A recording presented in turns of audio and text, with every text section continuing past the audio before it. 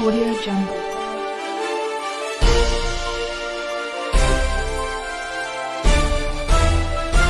Audio Jungle.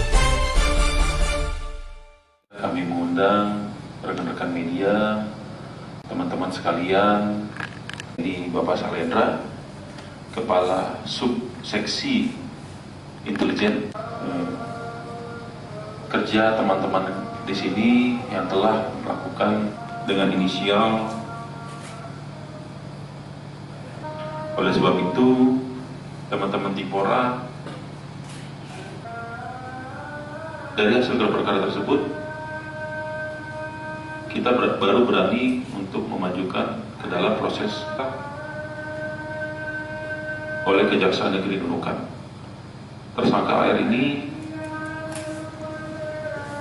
kita kenakan pasal 119 ayat 1 Undang-Undang Nomor 6 Tahun 2011 tentang Keimigrasian,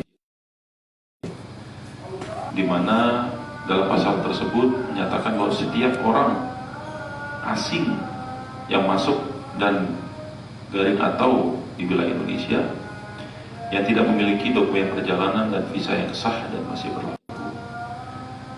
Jadi dari alat bukti yang kami temukan di lapangan, mungkin bisa ditunjukkan ke teman-teman media, itu alat buktinya ya berupa IC dari Tarakan ke Senyamuk. Jadi dengan 3 alat bukti ini, hasil gelar menyatakan pada sesi pertanyaan. Monggo silakan. Beberapa dokumen lain kenegaraan Malaysia yang digunakan untuk tinggal di wilayah Indonesia. Itu Pak. Dari Indonesia itu sejak bulan November tahun 2019 hingga 12 Desember 2020 ketika tersangka ini akan kembali ke negara asalnya. Seperti itu. Kita lakukan pendetensian dulu selama 30 hari. Di situ kita melakukan proses penyelidikan. Kita cari alat bukti, kita lakukan gelar perkara dan kejaksaan. Kita sama-sama yakin, penyidik yakin, kita terbitkan SPDP. Dari hasil penyidikan pengakuan yang bersangkutan, tersangka AR ini tersebut, penyidikan tersebut keluar masuk tanpa memiliki dokumen. Masuk mana yang kita jaga? Pintu masuk yang kita jaga adalah pintu yang ditetapkan oleh Menteri Hukum dan HAM, yaitu untuk di wilayah Nunukan ini, di Nunukan, di Sebatik, di Sepancang, di Rubis dan Krayan. Nah, disitulah yang kita ditempatkan. Mungkin Bapak Ibu sekalian itu sudah mengetahui Nunukan ini banyak sekali pintu gajah, kalau saya lihat, bukan pintu tikus, pintu gajah. Itu semua orang tahu. Jadi pintu itulah. Memang kita lagi kemarin ada kita kedatangan. Terima kasih ya Bapak-Bapak. Oke.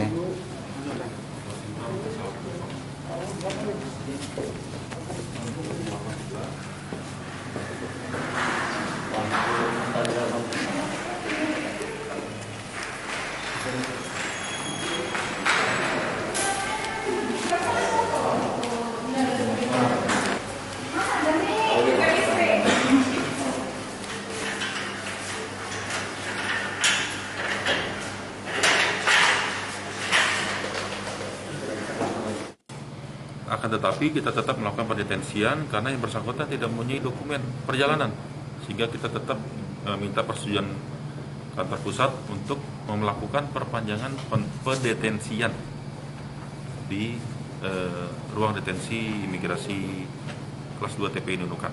Berarti AR-nya tetap berada di sini ya? Tetap selama proses penyidikan tetap berada di sini. Sudah berapa lama Pak? Dari bulan Desember hingga bulan Maret 2021. Pak, usia AR berapa Pak? Usia AR kelahiran tahun 91. tahun 91. Berarti umur berapa? Umuran baik. 2021. Ya. 29. Jadi memang dia karena usia muda mungkin rajin kerjanya sehingga dia bekerja setahun lebih di Tarakan ikan ya di situ. Tambah ikan. Yang memperkerjakan itu Pak dari mana Pak? Ada perusahaan Pak atau dari Yang mana? pekerjaan itu perorangan. Jadi karena mungkin usaha dia sendiri wira swasta ya. Jadi dia mempekerjakan AR ini di tempatnya seperti itu. Itu atas nama siapa Pak yang memperkerjakan di Tarakan? Ini kita masih lidik ya, kita masih lidik warga negara Indonesia tersebut karena kemarin ketika pelimpahan dari Timpora ke kita itu kita fokus untuk proses tindakan pidana keimigrasian yang dilakukan oleh warga negara asing tersebut. Itu awalnya Pak dari mana sampai bisa ke Sebatiklah baru ditangkap di sana Pak? Ya. Jadi memang dia sebelumnya sudah kerja di Tarakan, jadi kemungkinan karena dia mau pulang ke negara Malaysia, lewat Sebatiklah dia pulang. Makanya teman-teman Timpora mengamankan yang bersangkutan dan diserahkan ke pos kita terlebih dahulu yang ada di Sebatik, baru kita pindahkan ke sini. Masih ada?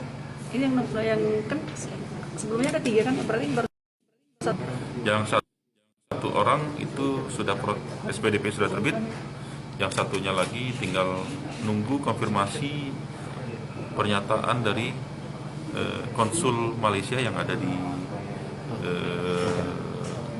Pontianak mengenai status kewarganegaraannya. Nanti sistem prosesnya Pak ini pengulangannya seperti apa Pak? Ya nanti untuk tersangka AR yang sudah kita amankan ini nanti setelah dapat keputusan ingkrah dari pengadilan dia melaksanakan pidana kurungan, baru nanti setelah itu kita jemput kembali untuk melakukan proses pendeportasian dan penangkalan. Jadi nanti setelah selesai menjalani pidana kurungan kita jemput kembali untuk kita pulangkan ke negara asalnya. Seperti apa koordinasinya Pak dengan konsul yang ada di Pontianak? Komunikasi lintas negaranya. Ya, jadi kalau dari pihak konsulat pun mereka pasti sedikit melakukan pembelaan kepada warganya, itu pasti karena kewajiban. Jadi kita pun dengan memberikan alat bukti yang kita berikan juga mereka ya, karena memang sudah bersalah ya, mereka hanya memantau saja dengan memberikan mungkin nanti mereka akan memberikan bantuan hukum nanti setelah kita serahkan ke kejaksaan. konfirmasi ulang tadi barang buktinya selain IC apa? Selain IC ada juga tiket ferry ya, tiket ferry dan penukaran mata uang rupiah ke mata uang ringgit dari salah satu tempat penukaran mata uang asing. Bukan uang tunai ya? Uang cash. Kami mengundang rekan-rekan media, teman-teman sekalian. Oh, kasih ya Bapak-bapak. Oke. Kami mengundang rekan-rekan media, teman-teman sekalian, di Bapak Salendra